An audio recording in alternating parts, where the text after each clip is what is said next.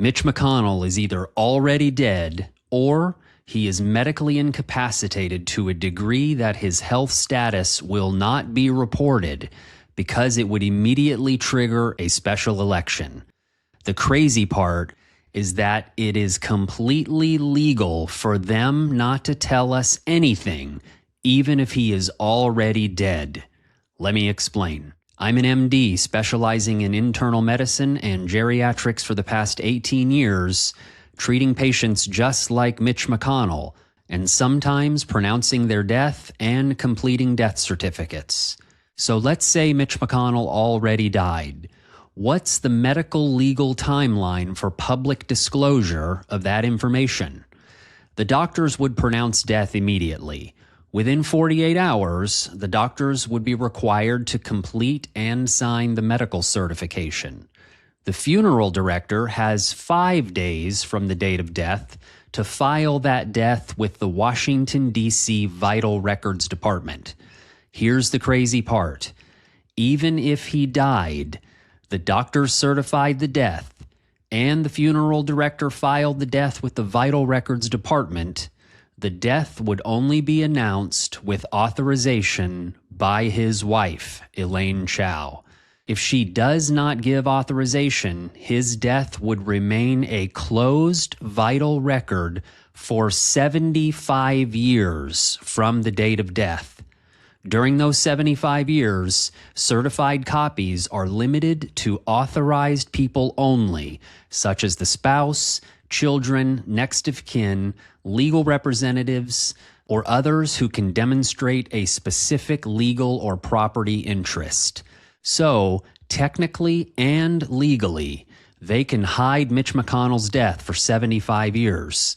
However, the concealment would cross clear legal lines if officials continued to submit payroll, exercise authority, make official representations, or obstruct the vacancy process on the knowingly false premise that the senator remained alive.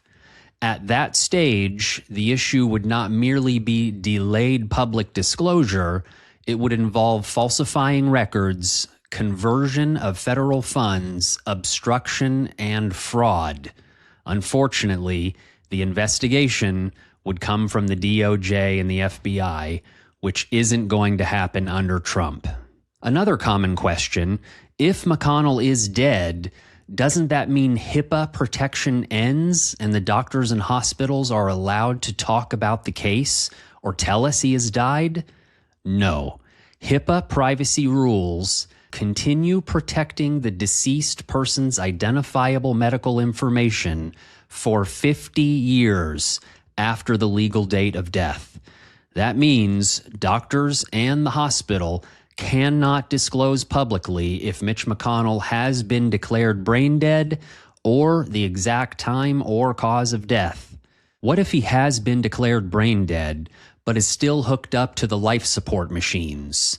All of the same rules apply. They can still hide that information as long as they want, but there is still the same legal risk with him still receiving paychecks, etc. So, we're in a situation where a sitting senator is either incapacitated or dead, and that information is being hidden from the public. McConnell's staff is refusing to answer even basic questions about his condition, and now won't even say whether or not they have even talked to him. Is it plausible that McConnell is still alive? Yes, it is plausible. He's been in the hospital for 39 days for a fall and mild pneumonia. In an 84-year-old, many things can go wrong once in the hospital, including something called nosocomial infections or hospital-acquired infections, which are extremely hard and slow to treat, requiring hospitalizations that can last for weeks or even months. He could also be mostly recovered from whatever illnesses he had and is getting inpatient rehab. But then why not release a video or do an interview as proof of life? Here's the important question we're all asking. Should it be the duty of the governor of Kentucky, Andy Beshear, to initiate a special election?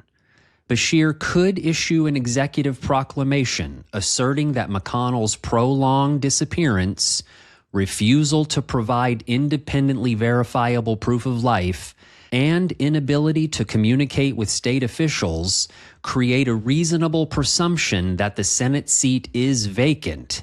He could then direct Kentucky's Secretary of State and election officials to begin special election preparations. It would be a bad idea for Andy Beshear to do this. Why would it be a bad idea for Andy Beshear to attempt to force a special election? 2 reasons. Number one, in special elections in Kentucky, the Republican Party of Kentucky is responsible for choosing the nominee for the Republican Party. The people don't vote on it. So, the Kentucky Republican Party would simply nominate Andy Barr, who is already the Republican nominee for Senate to fill Mitch McConnell's seat in the November election.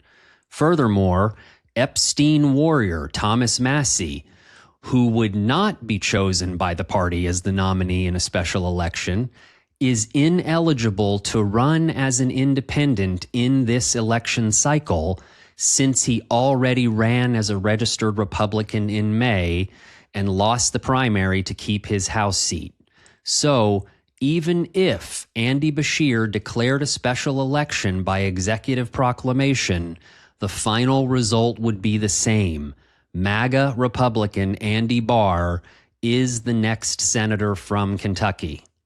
The number 2 reason it would be a bad idea for Andy Beshear to call a special election is that Trump would claim this action by Democrats is a threat to election security, and he could use it as a reason to postpone the November elections, possibly for years.